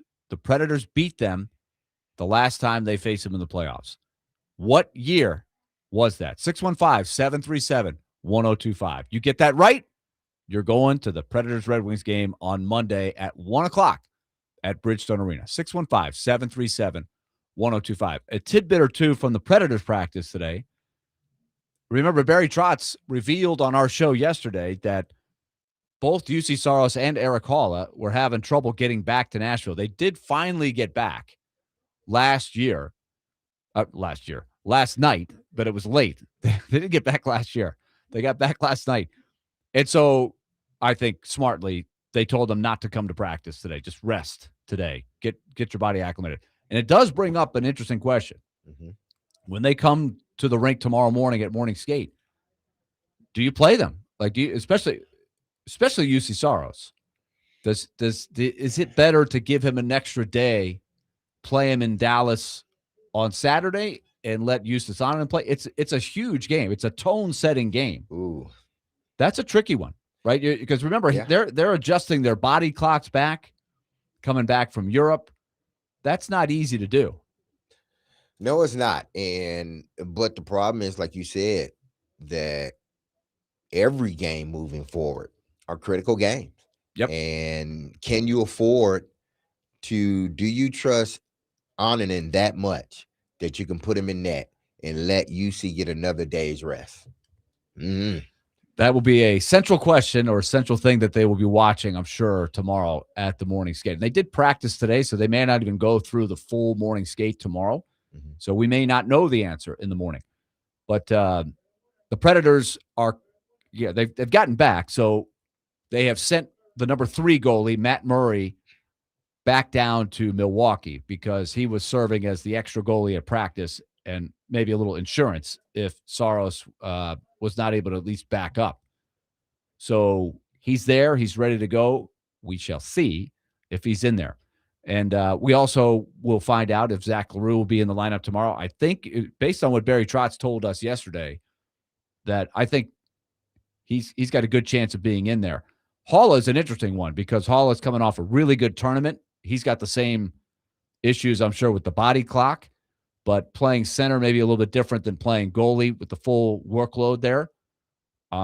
So decisions for Andrew Burnett in such a big game, and you've got the Blackhawks, who had only one Olympian as opposed to the 4 for the Predators, Teuvo Teravainen. And he is for Team Finland, so maybe he had some trouble getting back to Chicago. We'll see. But Predators and the Blackhawks tomorrow. Okay, do we have the winner? Just give me the thumbs up, David. We got it? All right. We got the winner to the trivia question. 2012, the Predators, who had only won one playoff series until then, they had beaten the Ducks in 2011 after several trips to the playoffs and several first-round exits. They beat the Ducks in 2011. Then the following year, they drew the Red Wings in the first round, and they beat them. That was a huge, huge moment. And if you were listening to Smashville Live last week, Barry Trotz talked about that moment is such a huge stepping stone for the franchise as a whole. It was still before the days where they had the current ownership that they have now in flux or in full, where they could spend right to the cap. They could spend what anybody else had to spend. We don't even barely think about it now. But there were several years where like, yeah, there's a salary cap, and yes, this has helped the Predators, but they still don't quite have the resources that some of the big boys do. So that was a big moment of growth to beat the Red Wings in the playoffs. Of course, they were not able to win the next round against the Coyotes. That's still a stinger there. But beating the Red Wings was a big thrill. That was back in 2012. So congratulations to our winner. Do we have the name of the winner, David? His name's Matt. All right, Matt. Congratulations. Well done. Good history. When we come back, we'll start our 5 o'clock hour, and we'll set the table for the night in college basketball. It is a big one. We'll also look back on the Tennessee-Missouri game last night, a big win for Mizzou in the SEC. It's Vanderbilt versus Georgia tonight. Our coverage begins at 5:30 here on 102.5 The Game. Stay tuned. You're listening to DVD.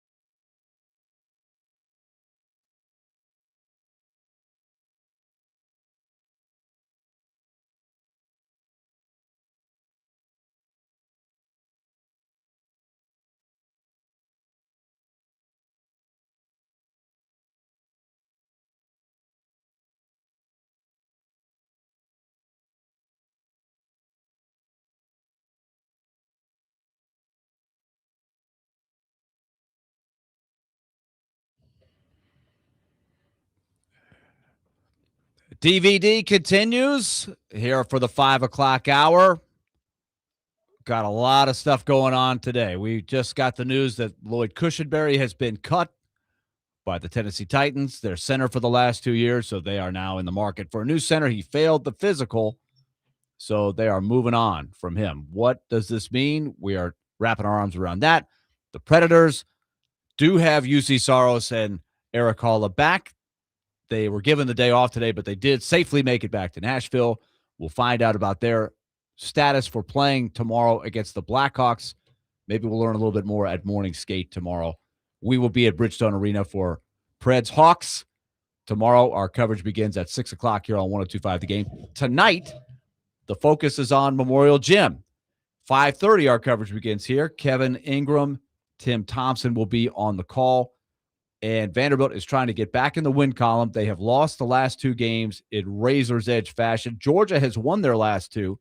So Georgia is 19-8, 7-7. Georgia is number 38 in the KenPom. That is the definition of a bubble team. But they have won their last 2 at Kentucky, and they beat another bubble team in Texas at home, 91-80. So they're feeling pretty good about their game right now. And so this is going to be a big one tonight, Derek. We're going to talk a little college hoops here, but I think, what do we always talk about with Vanderbilt, especially in the paint? They're not big. Yes. They're not a big team. They are a physical team, at least, the front court, but they're not a big team, and it does hurt them at times. So they have to use their physicality, and sometimes, depending on how the game is ref, they get themselves in trouble because of their physicality. Now, we've seen them playing games like the last one they played against UT. That was a physical game. So even though you had guys having 4 fouls, no one fouled out of that game, and they were able to play physical until until the buzzer went off at the end of the game. Excuse me. So they got to find a way. One, it's good that Duke Miles. I don't know. I'm always thinking Miles Garrett when I think Duke Miles. Yeah. But Duke Miles is back another game, because it seems like in the last game against you, they were easing him in. He didn't start off as a starter. He came into the game, and he still didn't feel like, to me, he had his shot. He passed up on a few. He did have the 3-pointer that should have been a 4-pointer. But he just didn't get into the rhythm of the game. I thought he passed the ball off a lot. So hopefully this game, he can become more of a factor, because I think when he becomes a factor, them not being a big team, I think that lessens, because his ability to be physical, his ability to create his own shot, and he played defense. Georgia is not quite the defensive team that Tennessee is. So I think that Vanderbilt can get better shots. I thought Tennessee did the best job of any team this year I've watched, especially at Memorial Gym, of making it tough on Vanderbilt's offense. They didn't get the quality looks that they normally get. I also think, they've gone through a little bit of a lull. Vanderbilt, like Tyler Tanner, I guess he was slowed by had the flu, little flu bug, whatever you want to call it, a cold. Slows you down a little bit this time of year. You got that. Miles coming off the injury, like you said. I hope he's better in his second game back. It's always tough when you haven't played in a couple weeks and you're thrown in there against Tennessee. I mean, the way they play D, that's not an easy game to come back and be your full self. And Tyler Nickel has been in a little bit of a shooting slump. Yeah, he's had a couple games mixed in there where he's been good, but he's not just on fire like he has been. It's hard to sustain that. But I thought Tennessee made it tough on him. So I'm hoping for a better, efficient offensive game. But you mentioned the size issue in the middle. They've got a guy, Georgia does. I don't know how you say his first name. I found it. You got a shot at it? I have a pronunciation. I found it out from the Georgia website. It's Samto Surreal. That's his name. Samto. So Surreal. Samto it's short for something longer, kind of like Femi Oladejo. Femi's name is very long. Very long. Very long. He goes by Femi, thankfully for all of us. So Surreal, he is a beast.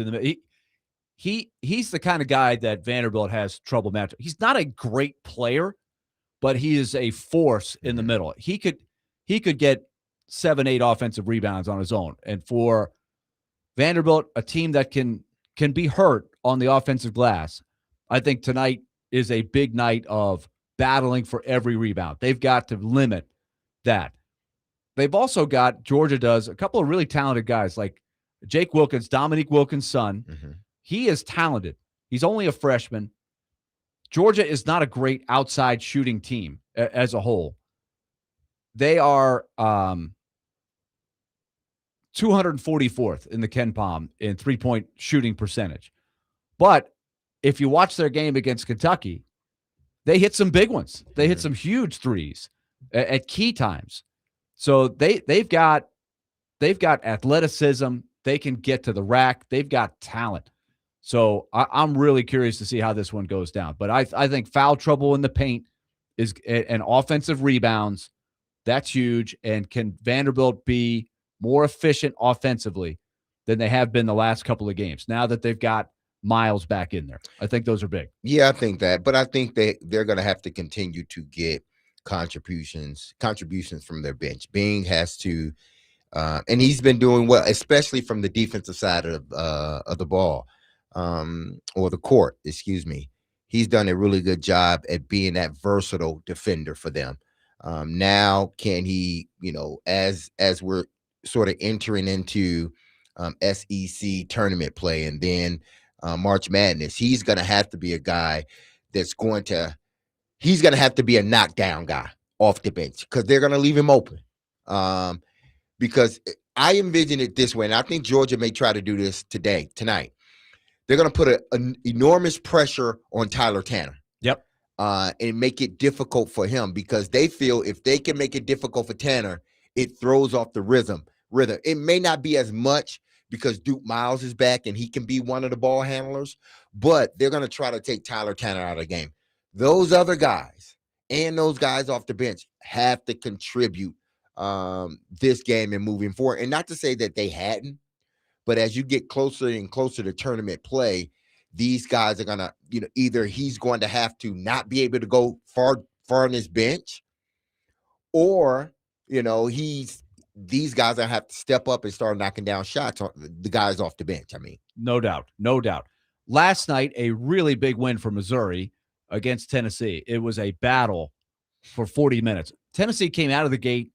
They hit everything to start the game, had a lead, and then they kind of cooled off, and Missouri worked their way back into it.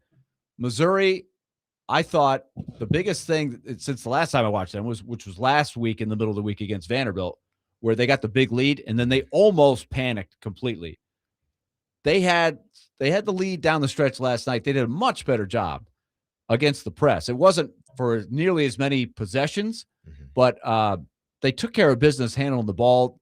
They hit their free throws at the end, and they held off Tennessee. That was a massive win for Missouri. Barrett and Mitchell just went off yesterday. Yeah, Mitchell, he's a force. He's been in the league for a while, and I'm trying to remember. It's T.O. What's his last? T.O. Barrett. Barrett. Oh yeah, man, he had a really good game last night too. So that's teams like Missouri and Georgia, I think, are a little similar. They've got guys who can make some plays. They've got playmakers. They haven't been great shooting teams. They're not great every night, but on a given night, they can beat anybody, I think. Anybody. And that's why they're both on the bubble. They're a little inconsistent. Another shout out I want to give is to Belmont. Belmont has locked in their league championship for the regular season, which we know is only part of the equation in that league. But congratulations to the Bruins.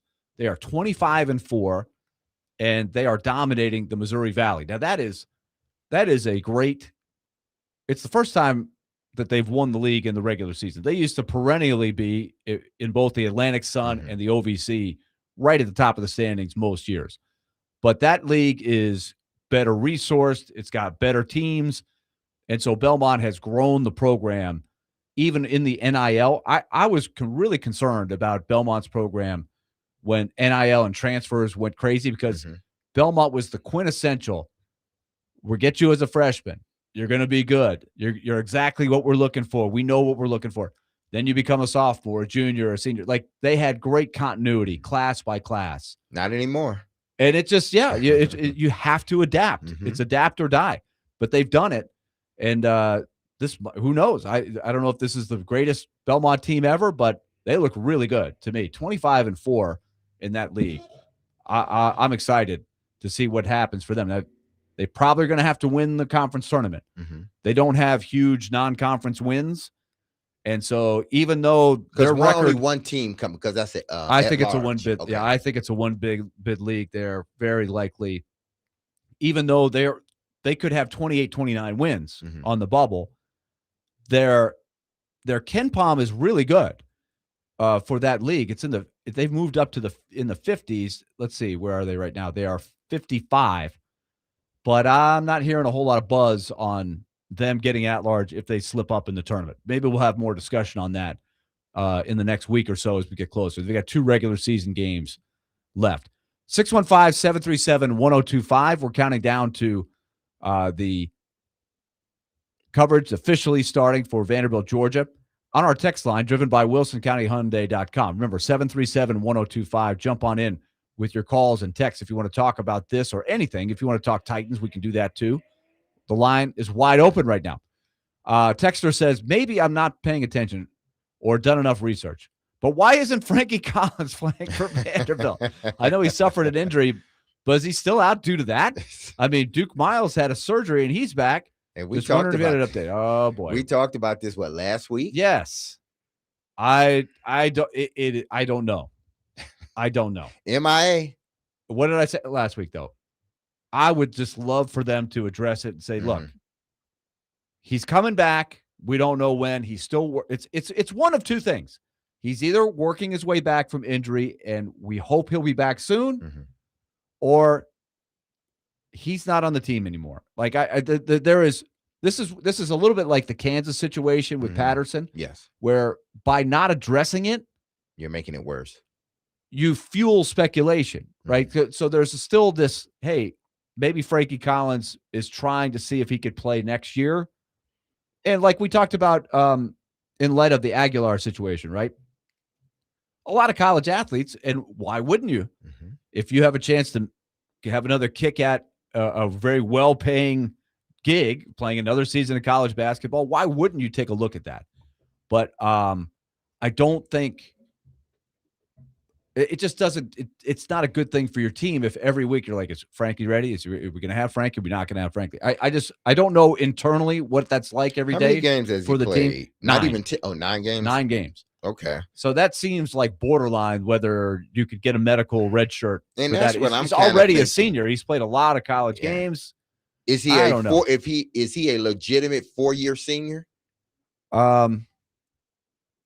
Let's see. I don't know his age or if there was a red shirt in there, but he played at Michigan for a year. Okay, so he's 4. Then he played 2 years at Arizona State. Last year at TCU.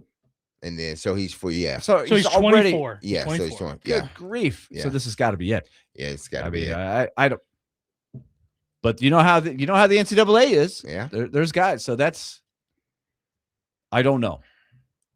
But I mean, are they a different team with him out there? It's been so long. They seem to have. It's a good question. Yeah. It's a good question because he hasn't played in a while. Exactly. But I think he would help them. He in a Yeah. if he's the player that he was before he got hurt, and that would be a question: is could he jump back in there and be effective?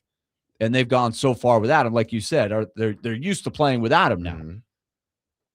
I don't know. Texter says, "Is Vanderbilt a bubble team?" No, I think they are clearly in now. Right now, if they lose out, then it's going to get a little sweaty, I think. But they're in pretty good shape right now. But this is a 5. right the ship kind of game tonight that they really need. They have 3 road games after this. You want to go 2-2 these next 4 games, like before the SEC tournament. You at worst you want to go 2-2. Yeah, they're a If you're 5 Vandy. seed right now in bracketology. Have bet as a 5 seed. I can't see them dropping all the way out of the field. No, it would be stunning, but unless you have they should be fine. injuries, and that's the only way. Even with that, I can't see them dropping completely out, considering their body of work. At worst, it'll be an 8 or 9. At worst. So that's how I would see it. Now, you just don't want to lose your last 5 or 6. Exactly. That's just not a good that's not a good way to all. enter to the tournament on a losing streak of so that many games. Coach Willie is a little bit like, hey, you're not in until you like. If you were to lose every game, you're still in. I think they're basically at that point, but I would want to win a few more games just to be sure. Got another text on our text line. Tennessee State tied for first in the OVC for the first time this late in the season in about 30 years. That is a really good call to point that out.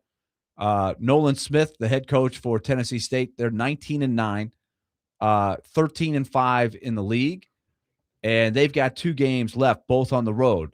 So TSU is having a solid season. So that's another team that's got a chance. If you win the OVC tournament, you get in. You could get into the big dance. I love when the local teams get in. Like the more, the merrier. How Belmont gets in, TSU, Austin P. All of those. That's a good representation of the state. I love it. I love it if that happens. Tennessee and Vanderbilt should both be in there. So yeah, going for the Tigers for sure. Anybody else got a question? A call, a text, 615-737-1025. You know what? I was speaking of basketball, as we go through these upcoming games and everything. I didn't know originally, and this is not NCAA related, it's more NBA related. I didn't know that the Black Mamba was originally for Michael Jordan. I'm reading this article and in ESPN, yeah, and the whole concept was for Michael Jordan. And obviously, I don't know if Mike wanted it. I'm still reading the article, but it ended up going to Kobe Bryant because it felt more, Kobe-ish than anything. But it was set out for Michael Jordan. I think not why he was by who? By what year? Like how early in the Jordan career are we talking? Yeah. I had to get back to it. I just went away from it, but yeah, I just found it interesting. I'm like, I've never heard. How many that. people knew that? Like nobody knew that. The article it's just now coming out. It's front page of ESPN. Yep, and it's titled "Kobe Bryant and the Secret History of the Black Mamba." It says that was for Jordan. Yeah, here it is. I don't want to read the whole thing, but Nike staffers sat around a conference table inside the company's Oregon headquarters in 2002. So this was in 2002. They had the black tube-like Tech Flex material. Gentry Humphrey, a Nike executive tasked with marketing the shoe, looked at the braided sleeves. It kind of looks like a snake, he thought to himself. Others thought the same. So they kind of went and researched snakes, and the top snake was the Black Mamba. And they designed this shoe all around Michael Jordan in he had worked with Nike since 1994, but they had did all this promotion, everything is put together for the shoe. And the player that they put it together for was Michael Jordan. They put this whole package together for Michael Jordan. And they ended up going to Kobe. Was Kobe aware of all this when? I'm not sure. I'm still reading. I'm still reading the article. But I mean, Kobe's a Nike guy, so I'm sure, Mike had already had his Jordan shoe going, so he's not going to change his moniker. Yeah, from Airness to Black Mamba, from Jumpman to Black Mamba, or Air Jordan to Black Mamba. So they end up giving it. It fit Kobe Bryant. I'm thinking about The Last Dance, 30 for 30, when Kobe was real young and Jordan was in his last year, and boy, did they haze him big time in the All-Star game. They're like, they're like, we're going after this guy. He's gonna pay his dues in this game. That was something. All right, let me get to Chad in Hendersonville, our phone line driven by WilsonCountyHyundai.com. Chad, welcome to the show. Hey, good to be on. Have you guys, you've referencing Brooks and Dunn in the last segment. Have you guys seen this new complex called Rock Nashville? No. Oh man, it's almost as big as the Titan Stadium, and it's the largest. Basically, all your rehearsal halls have moved into Rock Nashville, and you brought up Brooks and Dunn. They rehearsed there last week, but they have multiple facilities. They have one room that simulates a stadium. And so that's where your Taylor Swifts or whatever can go in there and rehearse. And then they've got a bunch of that and a bunch of retail shops moving in there. It's on White Creek, and I have no affiliation, so it's not a plug, but it's worth checking out. 1 year ago to the day, I called you guys, not that I'm keeping a calendar. And we were talking free agency quarterbacks, and I was heavy on Sam Darnold and just showing them the money truck and solving the Titans quarterback problems. And I even made the comment, I said, this guy checks every box. And D Mace, you would have thought, and I'm a huge fan, so I'm not mad. No, go ahead. But you would have thought, when I said he checked every box, that turned into a 3-segment, he checks every box. And then we laughed about that comment. That was like, I was the butt of the joke bad, and I took it hard on the chin. But until now. Yes. Well, probably since football season and my as things been rolling, but things aren't always what they seem. But I guess most of the time they are. Hey, I'm a big fan. Thank you, guys. Thanks for the call. Hey, listen, you and Sam Darnold and those that believed in Sam Darnold, everybody else has egg on their face, including me. Well, but I think we've gone through it since then too. But what would it have been like if Darnold would have come here? Yeah. It would have been a little different. Like the Seattle was the perfect place in that the table was set for them to have a really good team, good roster. They had the makings of good defense, and he was the right guy for the job. Yeah, a very good quarterback who was good enough to lead the rest of that roster to the title. But that roster was ready to win. He didn't carry that team to the title, but he was the right guy. The roster for the Titans would have been very different. Yeah. But anyway, we'll get back to that, I'm sure. We're out of time. We're going to send it down to West End. Kevin Ingram, Tim Thompson ready to go. Commodores versus Bulldogs. We'll be back at Bridgestone Arena tomorrow at 3 o'clock. So we're fired up for that. Be loved, love on your people. Have a safe, blessed, and wonderful Wednesday. I love you. The team loves you. You hear that song. Don't you forget about us, because we will not forget about you. See you tomorrow from Bridgestone Arena at 3 p.m. Let's go, Vandy. Big win tonight, hopefully. See you tomorrow. Peace.